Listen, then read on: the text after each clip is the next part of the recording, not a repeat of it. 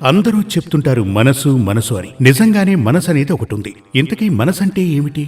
మనసు అంటే అర్థమేమిటంటే అది మనలోని థింకింగ్, మనలోని ఆలోచనలు, మనలోని భావనలు. ఆ ఆలోచనలకు రూపాన్ని కల్పించే ఓ భావన, అదే మనసు. ఆలోచనలకు రూపకల్పన చేస్తే మనకు కనిపించే భావనే మనసు. అందుచేతనే మనసు పర్మనెంట్ గా ఉండదు. ఇప్పుడు కొంతకాలం ఓ ఇద్దరు బాగా కలిసి ఉంటారు, ఆ తర్వాత బద్ధ శత్రువులుగా మారిపోతారు. ఇవన్నీ కూడా ఆ మనోనిలయంలో జరుగుతుంటాయి. ఈ మనోనిలయం మనలో భయాన్ని సృష్టిస్తుంది.